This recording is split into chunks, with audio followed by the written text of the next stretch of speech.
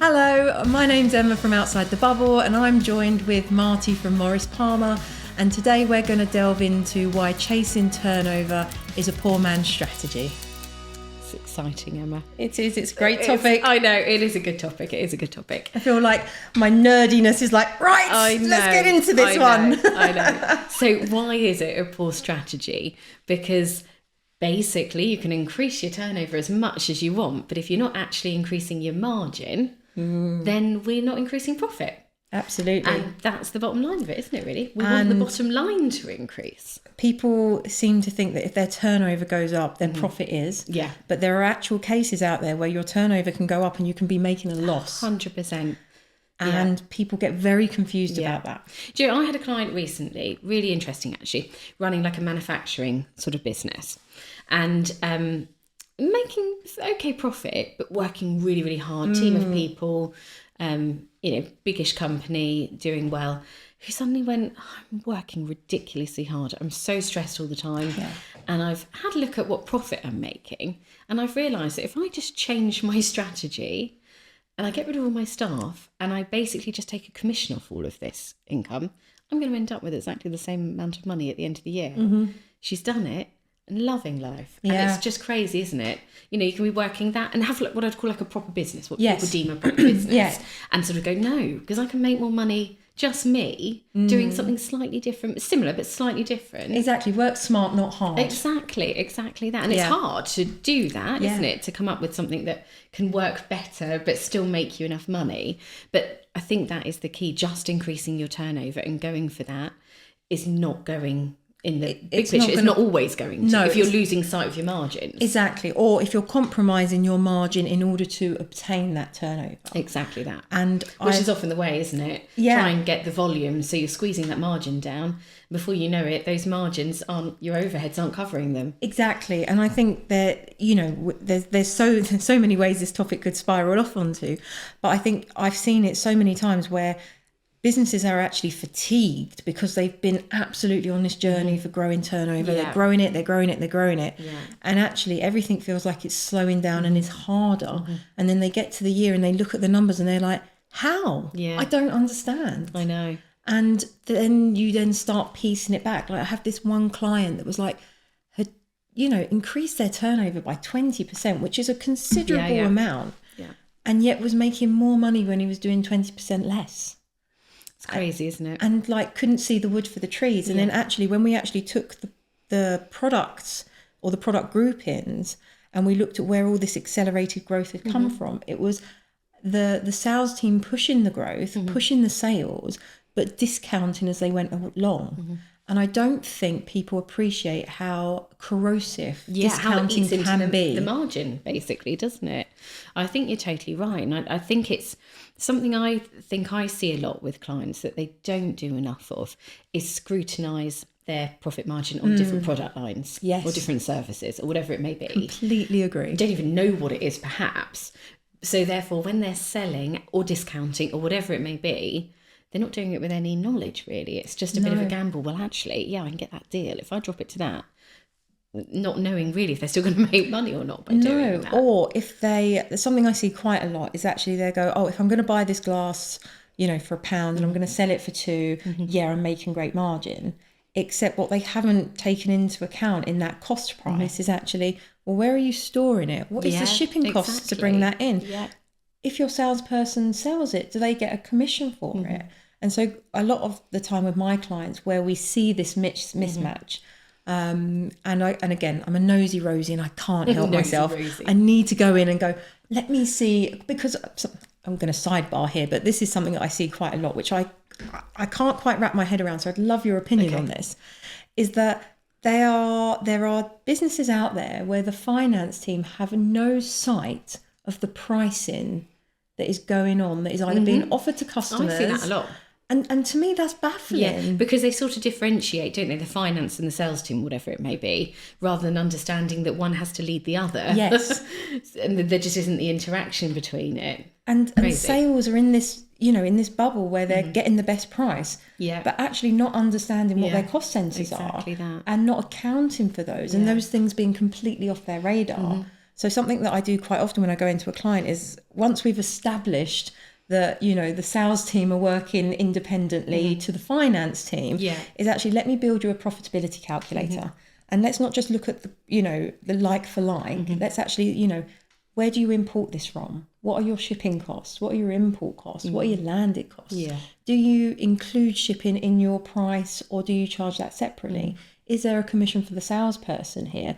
Actually, what is the administrative cost of pushing this whole deal through? You know, how much space in the warehouse is it taking up? How long does your stock take to churn? Because all of this is adding actually to the cost of the deal. And that is a complete accountant's way to look at it, and not a salesperson. So salespeople are forgiven 100% for not doing that. But then once you start creating these calculators that are then populated on, you know, rough guesses, like, okay, we're going to make sure that every deal that's done has a contribution of 5% of sales price, for example, just as a starter.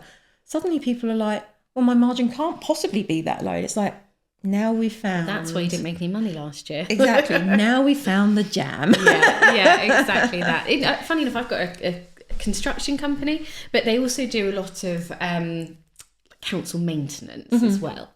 And they basically just charge an hourly rate for that work. We're doing the accounts and not making any money. And don't really have good enough accounting records to sort of work out where the profit is and where the loss is and that sort of thing. It's difficult to see it. But talking about this, what they're charging out for this labour, and of course the fundamental thing we realised wasn't being included was any overhead per hour. There was nothing in there. So essentially when you're looking at, we're just trying to break even with these because it keeps our men busy for when we need them on construction. Well, no, you're not breaking even on them. You're making a loss on them because they haven't factored in their overhead per hour. And that was quite a fundamental wake up, I think, for my client to go, we've really got to look at this and understand our overheads and understand what we've got to charge these guys at, so that we're not making a loss on them, but at least we are, even if we're breaking even, but properly breaking even, not what they think was breaking even. So I think that's a fundamental thing that probably a lot of companies don't look at. Absolutely. And I think, you know, there's absolutely the overhead costs. And I think discounting is becoming, especially when business is tight. Get the deal. Exactly. But I think some people, I think most people think, if I give 10%, it's just 10%, don't worry, I'll make that up on the next deal. Sometimes it can be a habitual 10%. Exactly. And it becomes an expectation almost, doesn't it? Exactly. You discounted me the last time, can you discount me again? And then actually where they're like, no, we're still making this margin. But no, if you look at your books, you know, 80% of this is discounted. I'd almost argue that your new selling price is this. Because that's what's expected now. Exactly. And there might be a case where, yes, you might want to portray to the world this is the price, but you'll discount to this. But internally, that is your starting sales price. And you need to come to terms with that, I guess. If that's where your industry has led you, if that's the price. Which it sometimes is. Exactly. You know, and it is a lower margin than you think it was going to be. Exactly. But at the same time, you need somebody in accounts to then work out how many more units of that thing do you need to sell to get you back to where you want to be. And I think it's quite scary, actually, when you look at the relationship between the amount that you've given away in discount and then you calculate how many more units you need to sell. It's actually quite a lot more than anybody really thinks it is. And that is a bigger mountain to climb, especially if getting those sales are really tough. No, completely agree. Something you see, or do you see, is clients where they've just lost sight of their overheads. Do you see that? I mean, post-COVID, when everything kind of went crazy, I don't think anyone really knew how they were going to control that or manage it, because when was it ever going to stop? When was the next time? And I think also, and I think this is very much the case for the SME world, is that business owners always get a little bit uncomfortable about raising prices. Because, you know, what if I raise my prices and people leave? You know, I could, kill my business off. The realistic matter of it is that that's not going to happen. If you might lose a couple, but you're not fundamentally going to use all your customer base. And what I love is actually SME owners are quite honourable people. So, you know, they don't move their prices unless they really need to. And if they do, it's once a year, full stop, come hell or high water. Increase once a year. And so I think quite a lot of businesses got caught out by that spiraling inflation we saw, and didn't really know how to keep on top of it, and also didn't want to be seen as price gouging. And so actually a lot of businesses that I work with now are actually, you know, paying the cost for that kindness, because they wanted to be fair, they wanted to be realistic, they didn't want to pass on anything more, so they absorbed. But actually when they look at their accounts, they're almost in the same place they were in 2018. Bless you. No, it didn't happen. We're okay. So they're almost back to where they were in 2018. And then when you think about that, you sit there and think, oh my God, I've lost almost 6 business trading years to this pandemic. And yes, it's gone up and then it's gone down sharply, and then inflation's happened. And it's created so much distortion. I don't think anyone really did it well. And again, that's not a criticism. Yeah, exactly. It's really hard to. And, you know, if you're a business that work with other small businesses, then every 3 months going, oh, it's gone up another 5%, it's gone up another 5%. It almost seems balmy. And so I think actually quite a lot of businesses that I'm working with now are trying to play catch up. And I think there's a lot more justification. I think everyone's more price sensitive now. I think everyone's a lot more aware. And I actually think what it is causing businesses to do, and I think this is a good thing, is actually justify what value they provide as a business. Whereas it's been taken as read for so long. And I think businesses are having to be slightly more innovative about what their offering is. And actually, I think something that COVID taught a lot of businesses was that actually being the cheapest people in the marketplace isn't always the best place to be. So I think you're sort of saying something about yourself in a way when you're at that place. So I think there's been a lot of thinking done by businesses about strategic direction and actually the models they want to take. And something that I always say to people, if you're going to be everyone's cup of tea, then you're just a mug. You know, actually there's nothing wrong with finding your people or finding that aspect of the industry you want to work you don't have to fill everyone's needs, or you can't. Exactly. And I think that message is being more commonly adopted. And then I think when you translate that into the chasing the turnover, people are actually like, actually I'd rather sell 10 things really well than 50 things really poorly. It's true. That's very, very true. Something slightly less strategic, but something I do see with clients is I'll be doing their accounts, and we might say, so what's this insurance policy for? Don't know. And this subscription, so what are these ones in here? No, I don't know. Been paying it a few years. And they don't actually know what they're paying. And I always say to clients, when you're looking at turnover, profit, all these things. So, you know, there's 3 things you can fundamentally do, I suppose. Increase your turnover, decrease your cost of sales, and decrease your overheads.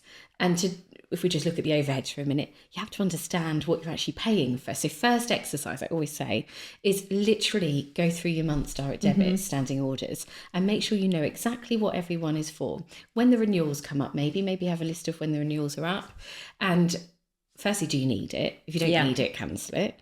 Have you actually looked at the renewal price for a few years, or has it just been rolling over? Are you paying a lot more than you need to be? So maybe have a look at those ones and just really scrutinise it and understand it and see whether you need to be paying for absolutely everything that's going out of your business. I couldn't agree more. It's simple, isn't it? It's such a simple thing to do. Direct debits are like a treasure trove of finding things. Like I went into a client, it must have been a couple of years ago now, and did exactly that, because they were like, we've got no money, everything's tight. And I was like, okay, let's just have a look through all your costs. Let's just do some low-hanging fruit.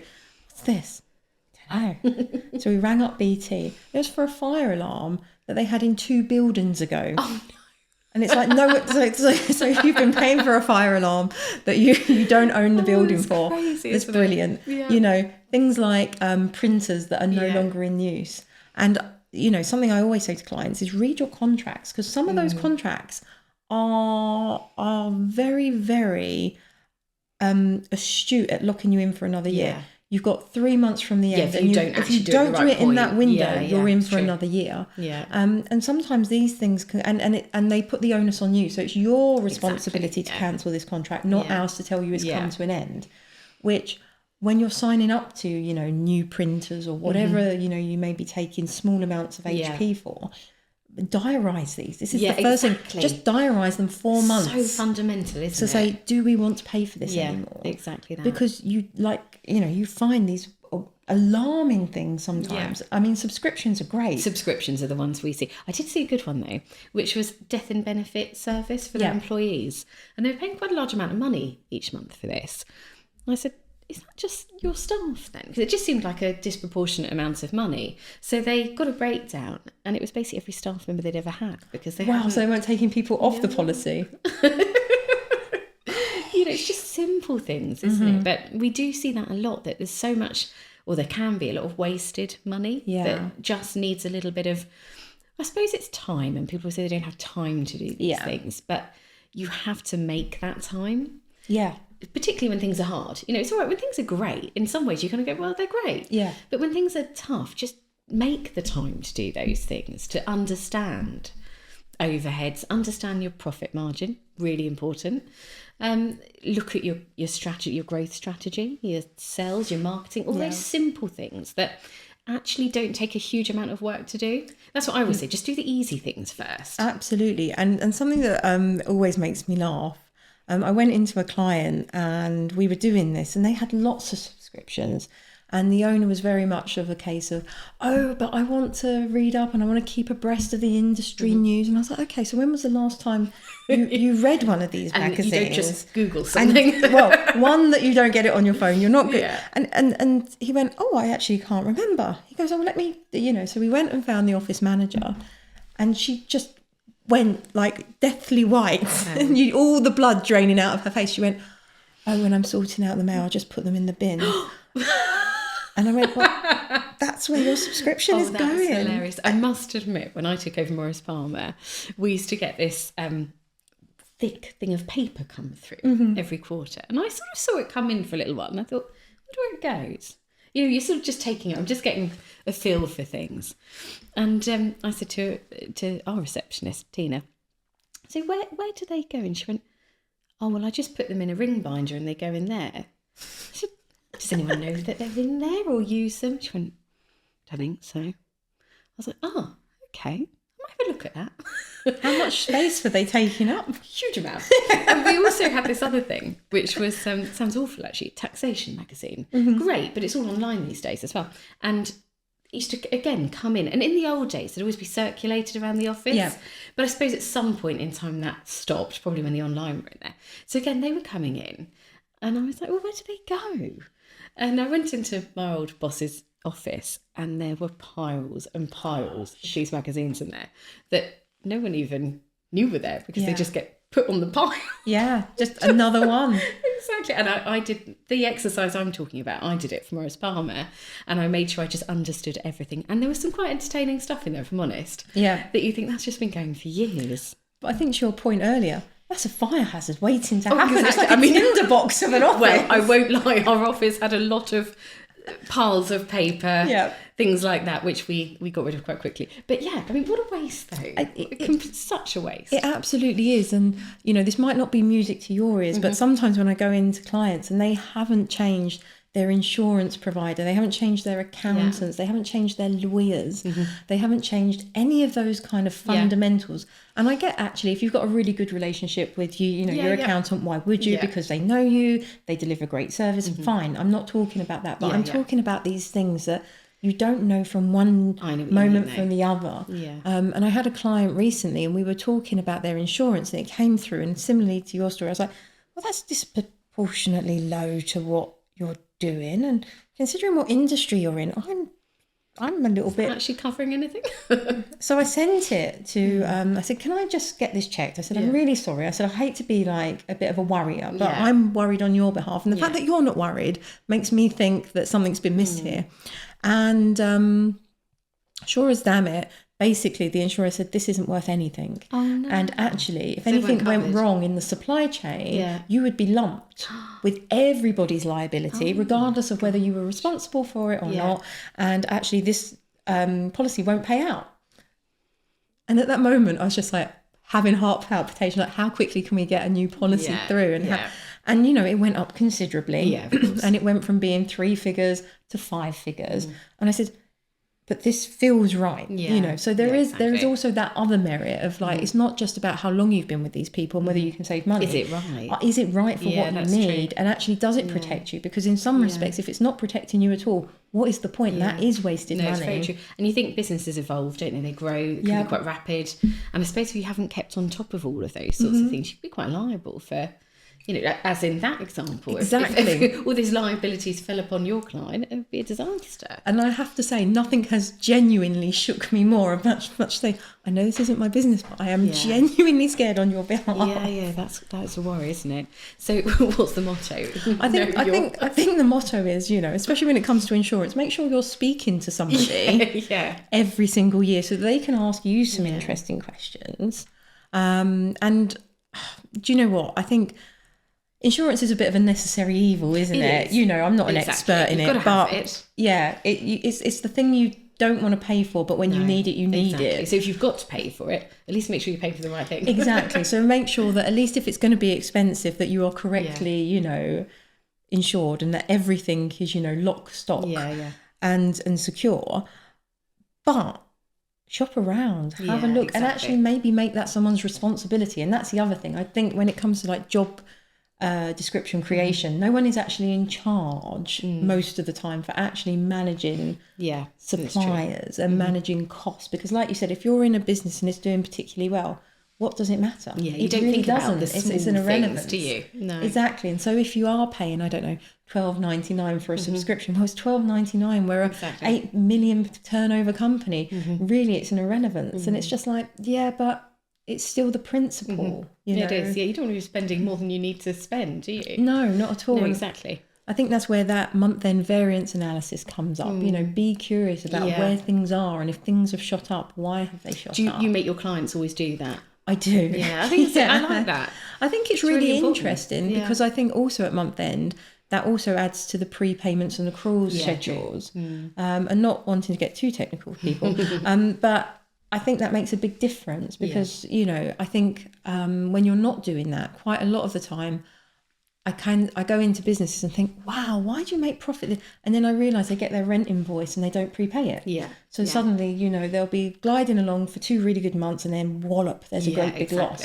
Why is there a great big loss here? Yeah, but it's just the monthly invoice comes in. Just the monthly invoice. Yeah. And I think another good reason to do it and is actually to keep track of things like bank interest and bank charges, and to make sure that your finance is financed as efficiently as it can be, because I do see some businesses where I think, bloody hell, you are paying a lot of money to fund your business.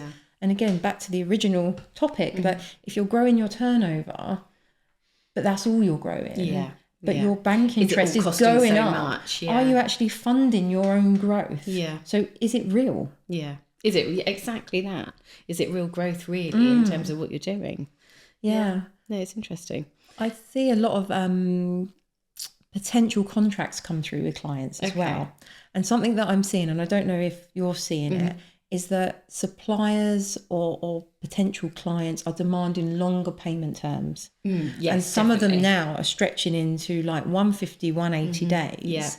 And when I've had to explain to a number of my clients, if they're spending £10,000 a month with you, what you've got to appreciate is that they will have spent nearly £7,000 before you get your first, or £70,000 before you get your first £10,000. So you are going to finance £60,000. Do you have that? And they're like, but it's a big contract. And it's like, I think they get caught into the fact they can't say no to something that they think is obviously bringing money in, even though, I see problems like that really kind of cripple, but it can do though. It can be really disastrous on a company. If you can't fund it, how do you get by into the next month where you wait your 6 months to get your money in? Exactly. And or you then go out and get finance to help yourself along. You're always in this catch up quite often, aren't you? Exactly. And then that funding will not be put into the computation of actually how profitable is this client. Something that as a visiting fellow at Cranfield University on the BGP program, we are often saying that 80% of your turnover or 80% of your profit will come from 20% of your clients. And actually, there is a small argument that there are clients that you have that you make zero money from. In fact, you might actually be giving them money to trade with you. Yeah. And that's always an interesting analysis. And when I can get into businesses where you can do that analysis, it's really it's a really lovely illuminating meeting when you sit down with the owner or the heads of department and go, do you know what, you see these customers, if you just don't deal with them anymore, you're going to create £50,000 more profit. And they're like, no, that can't be right. And it's like, okay, let's take you through Actually this look concept. at it. Yeah, it's really interesting, isn't it? I think it's quite an interesting thing. Is obviously that kind of advice and looking at those sorts of things. For an accountant, obviously, there's a cost, isn't there, with providing that advice. And I do think some clients, they don't want to pay for that kind of advice. Yeah. Do you see that with your position? I think I'm quite lucky with my clients, because the one thing I'd say about all of them is they're very change orientated. So they've already self-identified that something isn't quite right, but they're not sure what it is or how it is.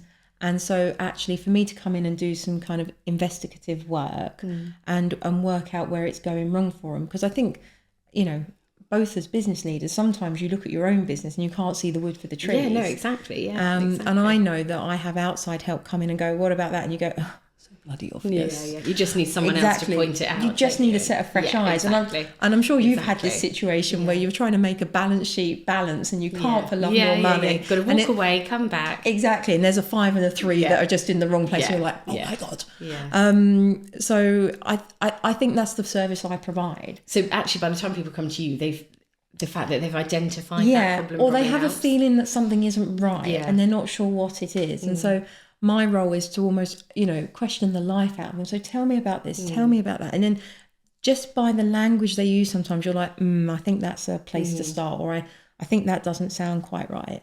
And I think what's interesting in business in general is that sometimes the problems that are happening with the numbers may not be anything to do with the thing that they think it is. Yeah. It could be that you just have an individual in the business that actually has been a complete roadblocker to progress.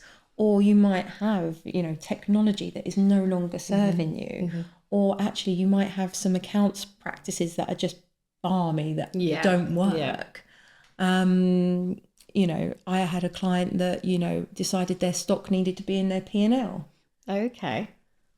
Well, that's never going to produce positive bottom line numbers. They just decided it. They just decided that's where it'd be because they bought it, so therefore they were going to sell it. Yeah. And it's like, yes, but you know. So I think part of my role is people that want to make their business better. They want the change. They're already excited about the change. They just don't know what it is or how to do it and what it looks like. Yeah, it's interesting because I suppose that's the difference between you and I is then when we're dealing with them, they haven't necessarily identified that. So we might be identifying it and telling them there's an issue with things, particularly when it comes to, okay, they haven't made so much money this year. So we're trying to look at why they haven't perhaps. But they might not have actually taken that on board yet. If that they're not ready to hear that yet. And that can be quite difficult, I think, sometimes. It's just trying to find ways to explain to someone who might still think they're doing okay, even though, you know, the profit's dropping and everything else, but they think, well, next year it'll be fine. Or it's temporary. Temporary, that is temporary is a great word for people. Yeah, and you go, but is it though? Is this not just a decline that you actually need to try and get to the bottom of? But if someone's not ready, that means they've either got to spend some money to try and get to the bottom of it. Might be with us helping or whatever, or they've got to put a lot of time themselves in to trying to work it out. I think a client or somebody who isn't ready to do that is a lot harder probably than when you get them. When they've gone, we've got a problem. We've got a problem, come and help. And exactly. I think also for some people, and I'm sure you know this being an accountant, there are some things people just don't want to pay for. So you use the word accountant, lawyer, consultant. Oh, I don't want a consultant. And I actually don't like having to tell people I'm a consultant because in my head there's already what are you going to do? Charge me loads of money, make zero difference and then bugger off again. And it's just like, no, I'm not going to do that. But equally, you've got no reason right at this moment to think otherwise. So the proof will be in the pudding, but you know, you're going to have to give in this situation. Yeah, and that's difficult. Like you say with an accountant, I think there's two types of people. You know, one that just sees it as just a statutory obligation, I suppose, and therefore you're going to try and spend as little as you can. Or there's the other side who see it as something that can add value. Yeah. And you're never going to want to spend loads. I get that. Everyone's got their budget for they're happy to. But they're a little bit more relaxed about it because they see the value it's adding. Yeah. Rather than it just being a statutory obligation. And I think actually if they let us in, we can add value and we can help with these sorts of things we're talking about. Turnover, profit, gross profit margins, all these sorts of things can really add a lot of value. And I sometimes don't think they think we have this abundant of skills. Yeah. Just like, well, why would my accountant be able to know if this contract's good or not? But like we see so many different businesses and that's really where the benefit's coming from. Yes. Because by seeing all these different businesses, you bring something from each of them, don't you? And I think you can then use that little bit to help another client in some way, not directly but just indirectly, and that helps all that experience can just add a huge amount of value. I often think in these kind of situations we're almost like bees cross-pollinating all these businesses with things that we've pinched from one place and put in another place. And I think actually that is, my colleague explained it really beautifully for me. He said, whenever somebody challenges your value and actually your costings, you can then turn around to them and say, do you know what? This is 20 years of looking at books. This is 20 years of being able to look at numbers and go, that is not right. And I know it's something my husband thinks is kind of like a magical skill. I'll look at a set of numbers and go, well, that's not right. Yeah, you just know and he'll go, something's not right. He'll go, how do you know that? And I was like, I can't tell you, but I can just tell you that is those numbers just don't look right to me. Yeah. And there's something else going on. And I think that's what you pay for. You pay for those years of training so that we can walk into your business and go, okay, that's way off. That is disproportionate to what you're doing. Where is this going wrong? What are you spending here and why are you putting more money into this when that's clearly not working? And something I see quite a lot is people doing the same things and expecting different results, and me having to kind of nicely say, what is the definition of madness? No, I get that completely. So I guess that is us. That is overheads. That is turnover. It is. So if you're watching this and you've been chasing turnover, just make sure you are making great gross profit margin. And as long as your gross profit margin is right, then the strategy should work. Exactly. And if the gross profit margin is going the other way, it might be time to have a deeper dive and a better look at what's going on. So happy hunting.